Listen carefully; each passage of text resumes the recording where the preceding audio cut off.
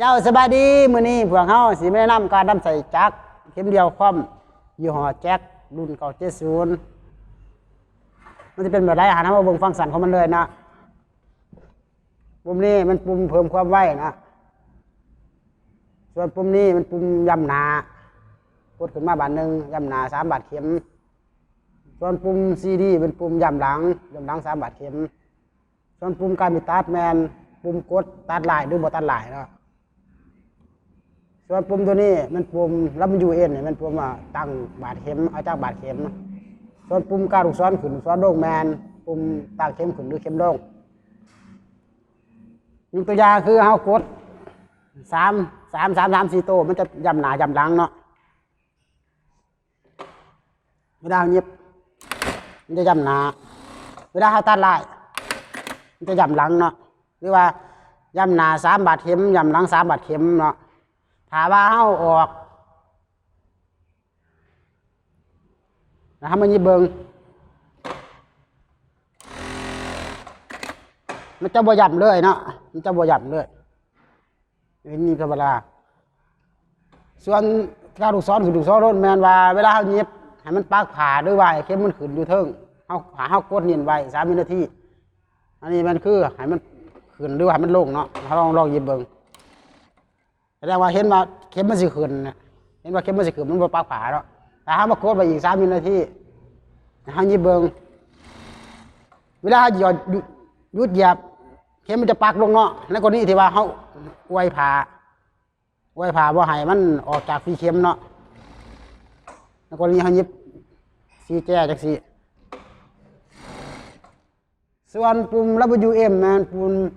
ตั้งบาทเข็มจะเอาจากบาทเข็มเนาะยกตัวอย่างคือเขากดนิ่งไว้3 วินาทีมันจะขึ้นมาว่า P0 C คือว่า24 รอบที่1 16 บาทเข็มรอบที่2 16 บาทเข็มรอบที่3 16 บาทเข็มรอบที่4 16 บาทเข็มเนาะเขาก็ไปอีกมันจะเป็นรอบที่1ใหม่เนาะหมายถึงว่าถ้าเขาจะเอาเพิ่มบาทเข็มขึ้นเขาเดือนตัวเลขมาเนาะเขาก็เพิ่มขึ้น17 18 19 20เนาะยกตัวอย่างเนาะรอบที่1 20 บาทเข็มเนาะถ้าเป็นรอบที่2มันก็จะอยู่16 บาทเข็มเพราะว่าเขาบ่ทันได้เพิ่มเนาะเอาไปลองยิบเบิ่งเลยเนาะเวลาเหยียบไปจ้ามันจะหยุดอัตโนมัติเนาะรอบที่1คือ20 บาทเข็มเนาะแล้วรอบที่2 16 บาทเข็มรอบที่3 16 บาทเข็มแล้วรอบที่4มันจะตัดหลายอัตโนมัติเนาะจากหุ่นเนาะส่วนปุ่มเป็นการลูกศรลงนี่มันปุ่มกำหนดบาทเข็มในกรณีที่ว่าเฮายิบสินงานสิเบิดยิบสินงานมันกำลังสิสุดเนาะอยู่ตัวอย่างคือเฮายิบไปส่วนปุ่มการลูกศรมันปุ่มกำหนดบาทเข็มด้วยตัวเองคือว่าเฮาสิเอาจากบาทเข็มเนาะคือว่าอยู่ตัวอย่างคือเฮายิบสิเบิดสินงานอยู่ตัวอย่างเฮาเหยียบไปเนาะมันยังทำนี้เฮาเหยียบเฮาอยากมันกลายเนาะก็กดเอาเตือนระบาดมันตรงเป๊ะสเปคเขาแล้วเขากดตัดหลายเลยเนาะส่วนปุ่มตัวพี่มันปุ่มเขาตั้งค่ายกตัวอย่างคือเขากดนิ่งไว้มันจะขึ้นว่าพี่01มันก็ว่าอยู่3,850เพราะว่าเขาตั้งไว้3,850เนาะเขากดบาทหนึ่งมันจะเซฟเลยเนาะส่วนปุ่มรีเซ็ตมันหมายถึงว่าเวลาเขากดหมั่วเนาะกดหมั่วเขาลืมเนาะ